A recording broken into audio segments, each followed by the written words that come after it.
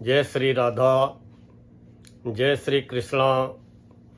आप सभी प्रिय दर्शकों का हमारे चैनल आई एम एस्ट्रो गुरु जी में बहुत बहुत स्वागत है। प्रिय दर्शकों, आज चर्चा करेंगे नवरात्रि के बारे में, क्योंकि इस बार जो नवरात्रि आने वाली है उस नवरात्रि का बड़ा खास महत्व है। क्यों महत्व है इसकी भी चर्चा करेंगे। नवरात्रि इस बार कितने दिनों की है इसकी भी चर्चा करेंगे। और इस नवरात्रि में माता का आगमन किस वाहन से हो रहा है इसकी भी चर्चा करेंगे। और माता की विदाई किस वाहन से होगी इसकी भी चर्चा करेंगे। और घट स्थापना, कलश स्थापना का शुभ मुहूर्त क्या रहेगा इसकी भी चर्चा करेंगे। साथ में ये भी बताएंगे कि आप अपनी मनोकामना इस नवरात्रि में क्यों और किस प्रकार पूरी कर सकते हैं। व्यक्ति की अलग अलग मनोकामनाएं होती हैं।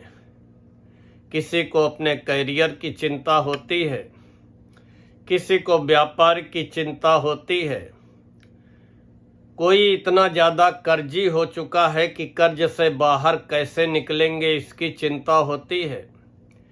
कोई नहीं संतान है, उसे संतान होने की चिंता होती है। कोई अविवाहित है, उसे विवाह होने की चिंता होती है। कोई भी आपकी मनोकामना है वो आप इस नवरात्रि में पूरा कर सकते हैं। कुछ आसान उपाय भी बताएंगे।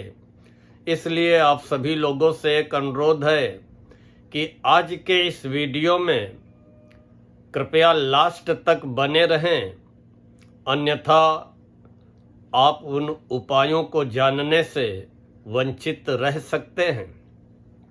प्रिय दर्शकों, शारदीय नवरात्र तो वैसे वर्ष में 4 होते हैं। शारदीय नवरात्र दीपावली के पहले, वासंतीय नवरात्र होली के बाद में, और 2 गुप्त नवरात्र होते हैं, माघ शुक्ल पक्ष में और आषाढ़ शुक्ल पक्ष में। लेकिन ये शारदीय नवरात्र का बहुत बड़ा महत्व है। कोई भी अगर अपना व्रत प्रारंभ करता है तो इसी नवरात्रि से, व्रत का समापन करता है, उद्यापन करता है तो वो भी इसी नवरात्रि से ही होता है। ये नवरात्रि खास क्यों है पहले इसकी चर्चा कर लेते हैं। हमेशा आपने देखा होगा कि नवरात्र कभी 7 दिनों के, कभी 8 दिनों के। पहली बात तो इस बार नवरात्रि पूरे 9 दिनों की है। पूरे 9 नवरात्र होने जा रहे हैं। और माता का जो आगमन होगा वो भी इस बार हाथी से होने जा रहा है, क्योंकि जब नवरात्रि का प्रारंभ सोमवार से होता है तो माता दुर्गा जी का आगमन हाथी से होता है। और हाथी का आगमन बहुत शुभ माना जाता है, सुख शांति समृद्धि दिलाने वाला होता है। आइए जानते हैं कि नवरात्रि कब से प्रारंभ हो रही है, और जो हम उपाय बताएंगे वो आपको कब, कैसे, कितने दिन तक करना है, और उन किए गए उपायों का आपको क्या रिजल्ट मिल सकता है, किसकी कौन सी समस्या है, किसकी कौन सी मनोकामना है, वो आप कैसे पूरा कर सकते हैं। शारदीय नवरात्रि का प्रारंभ आश्विन मास शुक्ल पक्ष की प्रतिपदा तिथि से होता है। और इस बार शारदीय नवरात्रि का प्रारंभ 22 सितंबर सोमवार से हो रहा है। और महत्व क्यों है? क्योंकि पूरे 9 नवरात्रि पड़ रहे हैं अष्टमी पड़ेगी 9वें दिन और नवमी पड़ेगी 10वें दिन और व्रत का पारण होगा 11वें दिन विजयदशमी को, दशहरा को। 22 सितंबर सोमवार से लेकर के 1 अक्टूबर बुधवार तक 9 नवरात्रि और दिन होंगे 10 दिन तक आप पूरी श्रद्धा से माता दुर्गा जी की आराधना कर लें, अपनी मनोकामना, अपनी अर्जी लगाते रहें। माँ अवश्य ही आपकी मनोकामना पूरी करेंगी। जहाँ तक घट स्थापना की बात है, कलश स्थापना 22 सितंबर सोमवार को आप सुबह 6 बजे से 8 बजे के बीच में कर सकते हैं। वैसे सूर्योदय से 4 घंटे तक किया जा सकता है। बहुत से लोग अभिजित मुहूर्त में घट स्थापना करते हैं, तो अभिजित मुहूर्त 11:49 से लेकर के 12:38 तक रहेगा। नहीं तो सुबह जिनको करना है, सुबह 6 से 8 के बीच में आप घट स्थापना, कलश स्थापना करके दुर्गा जी का पूजन प्रारंभ कर सकते हैं।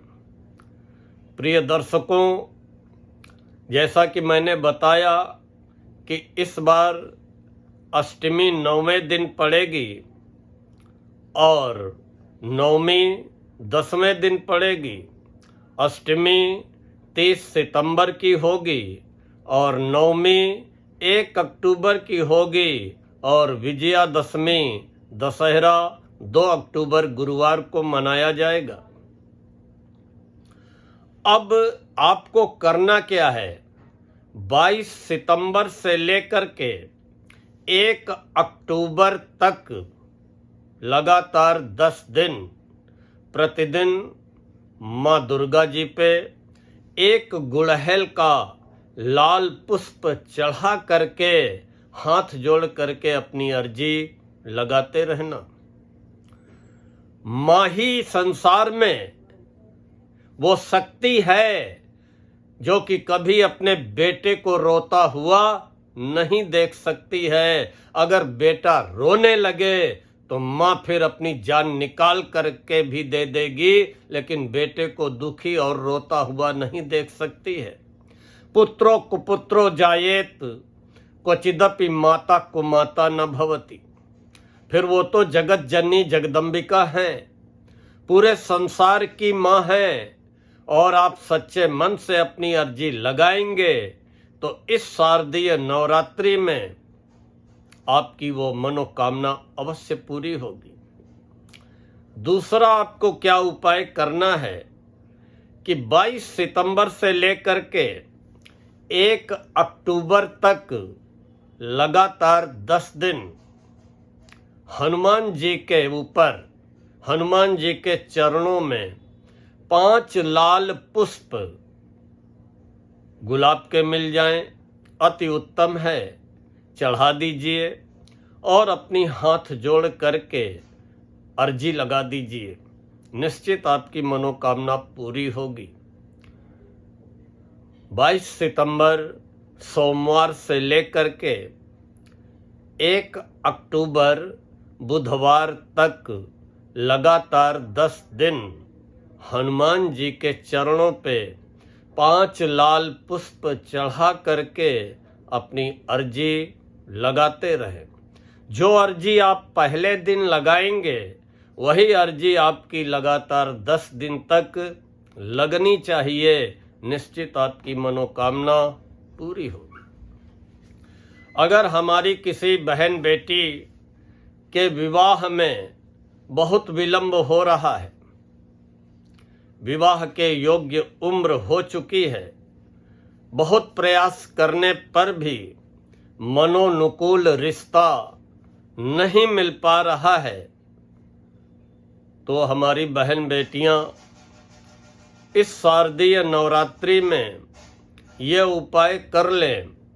निश्चित ही अतिशीघ्र उन्हें सुयोग्य वर की माँ की कृपा से प्राप्ति हो जाएगी।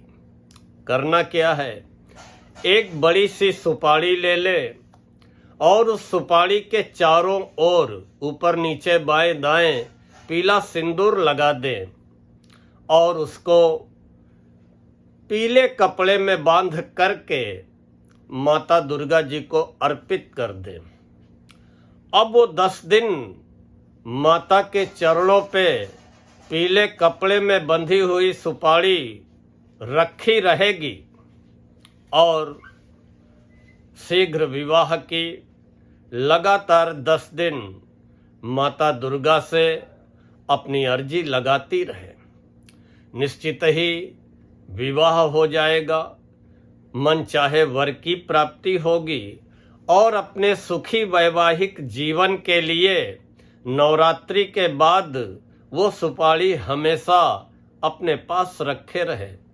जब तक वो सुपारी आपके पास रहेगी, आपके वैवाहिक जीवन में कोई अवरोध, कोई कष्ट, कोई बाधा नहीं आने पाएगी।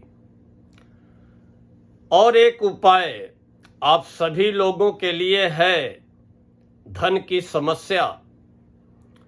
जो धन की समस्या से जूझ रहे हैं, जो आर्थिक समस्या से परेशान हैं, आय कम, व्यय की अधिकता है या बहुत कमाने पर भी घर में किसी भी प्रकार की बरकत होती हुई नहीं दिखाई पड़ रही है, करना क्या है, नवरात्रि के प्रथम दिन 22 सितंबर सोमवार को 2 हल्दी की साबुत गांठ माता दुर्गा जी के ऊपर चढ़ा दें और लगातार 10 दिन 22 सितंबर सोमवार से लेकर के 1 अक्टूबर बुधवार तक एक पाठ कम से कम श्री सूक्त का अवश्य करें।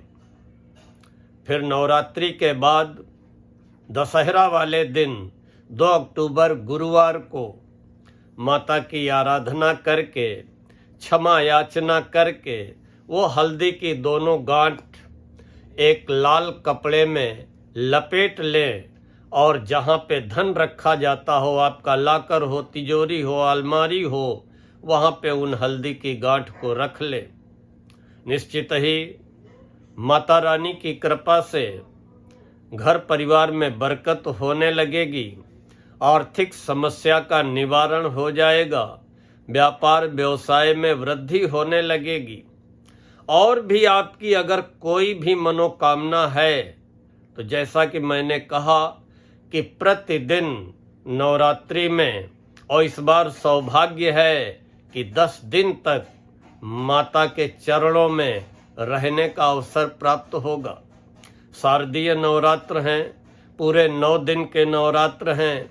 माता का आगमन हाथी से हो रहा है। आप प्रतिदिन एक गुड़हल का लाल पुष्प माता जी पे चढ़ाएं, अपनी अर्जी लगाएं और 5 लाल पुष्प हनुमान जी के चरणों पे चढ़ा करके जो भी आपकी दिल की मनोकामना है, जो भी आपकी दिल की आवाज़ है, जो भी आपकी दिल की पीड़ा है, माता रानी के आगे, हनुमान जी के आगे लगाते रहें। निश्चित ही आपकी मनोकामना पूरी होगी।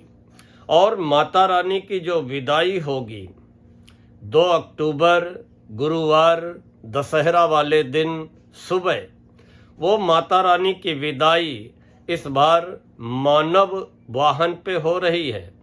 अब आगमन हाथी पे और प्रस्थान मानव वाहन पे दोनों ही शुभ होते हैं।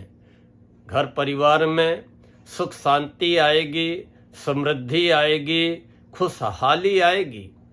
तो माता का आगमन का वाहन, माता की विदाई का वाहन दोनों शुभ हैं। पूरे 9 नवरात्रि हैं, शारदीय नवरात्रि हैं। इसलिए अपनी मनोकामना पूरी करने के लिए बहुत ही शुभ अवसर आपके पास आ रहा है। माँ की शरण में जाइए, माँ से अपनी अर्जी लगाइए, माँ के आगे अपनी पीड़ा रखिए और दुनिया के आगे आंसू गिराने की जरूरत नहीं है। जिस दिन माँ के आगे आपने आंसू गिरा दिया तो माँ अपने बेटे के, अपनी बेटी के आंसू नहीं देख सकती हैं। निश्चित ही आपके जीवन से दुखों को दूर करेंगी और हर समस्या का निवारण करेंगी।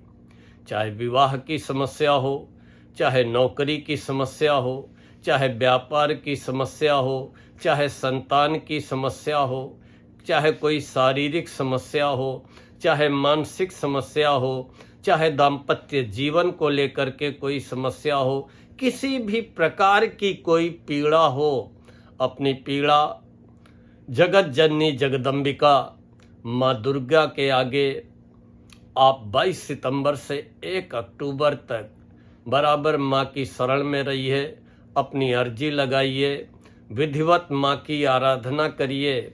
जो भी श्रद्धा है, भक्ति है, बड़े भाव से माँ की आराधना करिए, माँ का ध्यान करिए। निश्चित ही आपके द्वारा लगाई गई अर्जी पूरी होगी और आपकी हर मनोकामना इस नवरात्रि में अवश्य पूरी होगी। प्रिय दर्शकों, अगर आज का ये वीडियो पसंद आया हो तो लाइक व कमेंट करते हुए अपने इष्ट मित्रों को अपने सर्किल में फॉरवर्ड अवश्य करें। और जिन प्रिय दर्शकों ने अभी तक चैनल को सब्सक्राइब न किया हो, कृपया चैनल को सब्सक्राइब कर लें, बेल आइकन दबा दें ताकि आगे आने वाले वीडियोज के नोटिफिकेशन आपको बराबर प्राप्त होते रहें। मिलते हैं तो शीघ्र नया विषय, नया वीडियो लेकर। तब तक के लिए राधा रानी आपको स्वस्थ रखें, मस्त रखें, व्यस्त रखें और जगत जननी जगदम्बिका की आपके ऊपर, आपके परिवार के ऊपर हर पल कृपा बनी रहे। इन्हीं शब्दों के साथ आज मैं अपनी वाणी को यहीं पर विराम देता हूँ। जय श्री राधा, जय श्री कृष्णा।